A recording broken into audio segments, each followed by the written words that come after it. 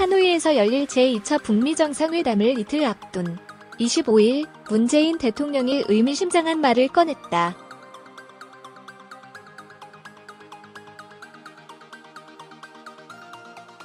이날 오후 청와대에서 열린 수석보좌관 회의에서 문 대통령은 역사의 변방이 아닌 중심에 서서 전쟁과 대립에서 평화와 공존으로 진영과 이념에서 경제와 번영으로 나아가는 신한반도 체제를 주도적으로 준비하겠다고 밝혔다.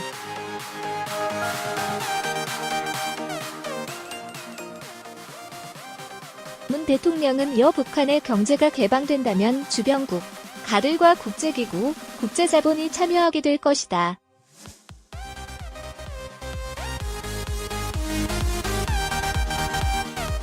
그 과정에서도 우리는 주도권을 잃지 않아야 한다면 서한반도 운명의 주인은 우리다.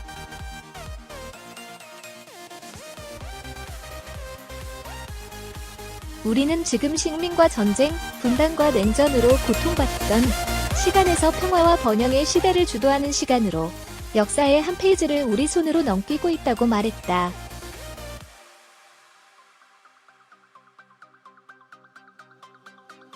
문 대통령은 그러면서 힘들게 여기까지 온 상황에서 또 여전히 남북관계와 북미관계의 개선을 못마땅하게 여기고 발목을 잡으려는 사람들이 있다며 모두가 색안경을 벗어던지고 우리에게 다가온 기회를 붙잡는 데 전력을 다하자는 말씀을 드린다.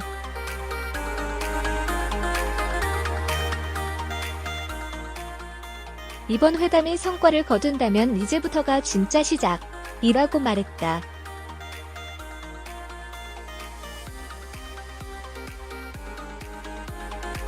또 지난주 트럼프 대통령과 통화하면서 북미 정상회담의 성공을 지원하기 위해 우리가 할 수 있는 역할을 다하겠다고 말했다.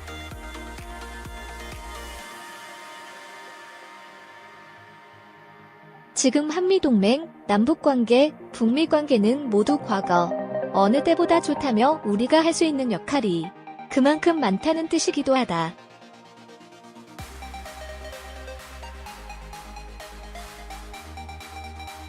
한반도 문제의 주인으로서 남북관계와 북미관계가 선순, 환하고 비핵화와 항구적 평화, 공동번영의 길로 나아 가도록 최선을 다하겠다고 언급했다.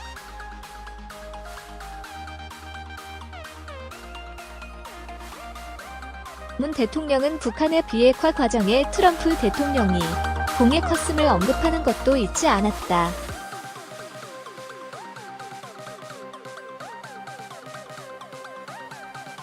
그는 대한민국의 평화와 번영을 바라는 국민이라면 누구나 한마음으로 회담의 성공을 기원할 것이라며 트럼프 대통령이 지구상 마지막 남은 냉전 체제의 해체에 성공한다면 세계사에 뚜렷하게 기록될 또 하나의 위대한 업적이 될 것이다.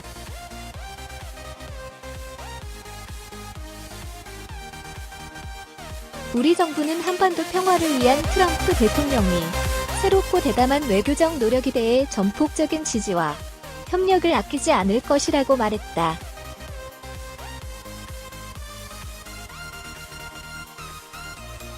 문 대통령은 김정은 위원장에 대해서도 칭찬을 아끼지 않았다.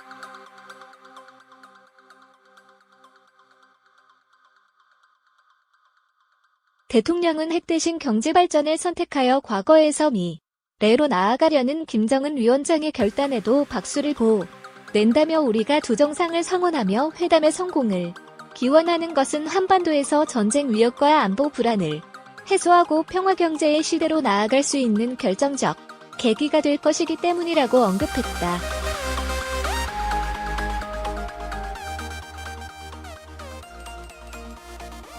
하노이 북미 정상회담 실시간 생중계 역사적인 순간 시청하는 방법.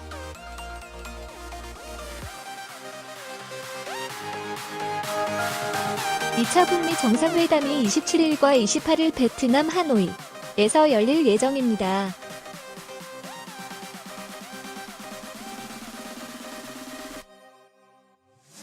이번 회담에서 북비핵화와 종전선언을 이끌어낼지 세계의 관심입니다.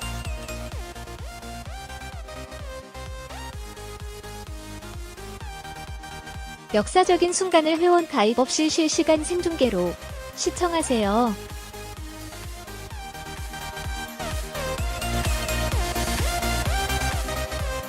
이번 하노이 북미 정상회담에서 한국은 종전선언을 기대하며 북미 이사 간 선언만으로도 충분하다는 뜻을 밝혔습니다.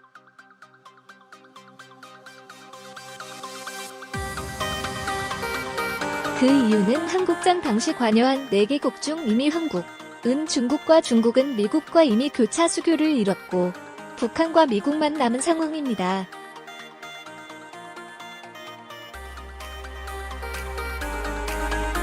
두 나라가 종전선언을 하면 그것만으로도 한반도 전쟁에 관여한 4개 나라의 종전선언은 완성된 것이라 설명하였습니다.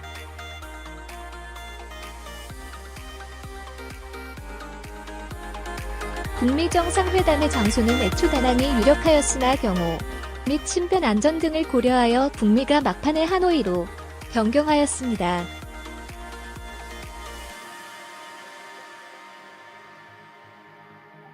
북한 조선중앙TV는 김정은 위원장이 23일 오후 북미 정상회담을 위해 평양에서 출발했다고 보도했습니다.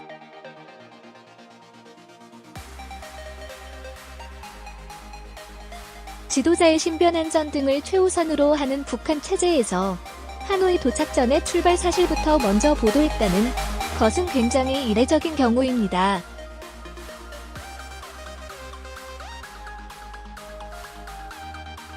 또한 평양을 오랫동안 비워야 하는 점도 부담이 큰데 이것은 김정은 위원장의 집권 자신감으로 해석됩니다.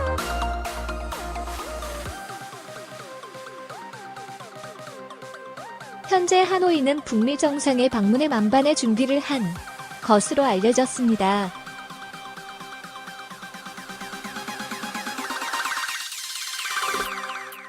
그리고 2차 북미 정상회담을 기념하여 기념주화도 발행했다고 하는데요.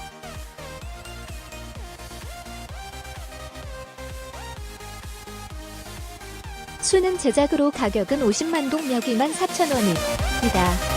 300개 한정 판매로 1차 정상회담에 $75, 주화가 $300고 치솟은 걸로 보아 이번 주화도 가치가 폭등할 것으로 예상합니다.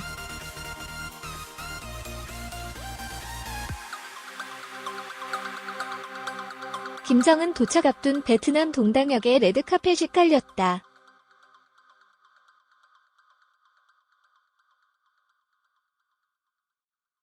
김정은 북한 국무위원장의 도착이 임박한 베트남 동당역에 레드카펫이 깔렸다.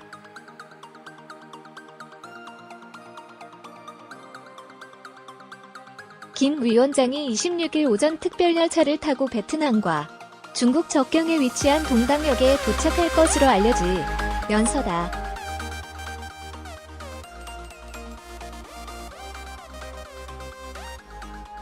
뉴스일에 따르면 베트남 당국은 김 위원장이 타고 오는 특별열차에 연결할 발판 높이를 현지 열차와 여러 번 맞추는 모습을 보이기도 했다.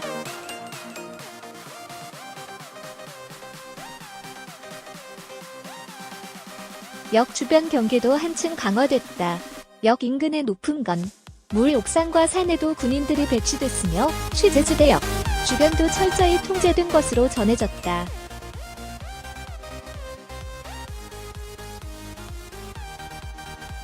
김정은 북한 국무위원장이 27일부터 28일까지 베트남 사회주의 공화국 하노이시에서 진행되는 제2차 조미 순회 상봉과 회담, 북미 정상회담을 위해 23일 오후 전용 열차로 평양역을 출발하시었다고 노동신문이 24일치 일면으로 보도했다.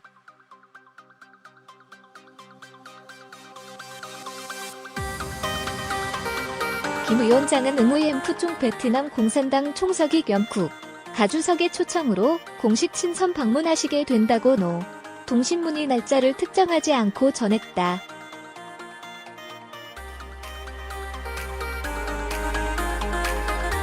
김정은 위원장은 항공편을 놔두고 왜 굳이 전용 열차에 올랐을까?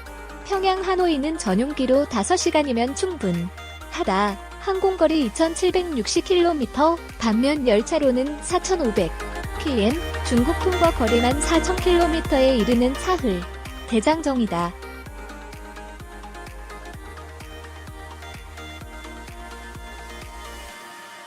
물론 김 위원장이 전용열차 참매 1호 전용기를 배합하거나 중국의 고속철 또는 전용기를 빌려 탈 개연성이 남아있긴 하다. 다만 지금까지 정황으론 전용열차가 주된 이동수단일 가능성이 상대적으로 높아 보인다.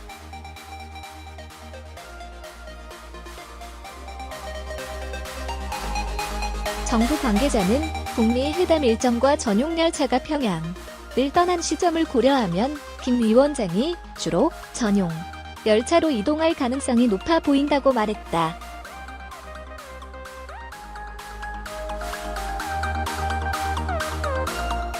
김 위원장의 열차 대장정은 할아버지인 김일성 주석이 2차례 베트남 방문 1958년 11월 27일에서 2월 3일, 1964년 11월 8에서 16일에 사실상 중국이 제공한 전용기를 이용한 선례와도 다른 선택이다.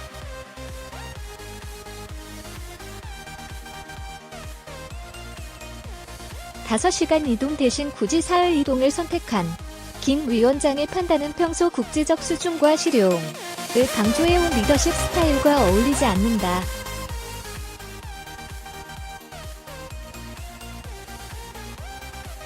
시대착오적 선택이라는 외부의 비판이 예상되는데 또 열차 대장정을 선택한 데에는 2차 북미 정상회담을 계기로 안팎에 던지려는 전략적 메시지와 의성 등을 두루 고려했으리라는 관측이 많다.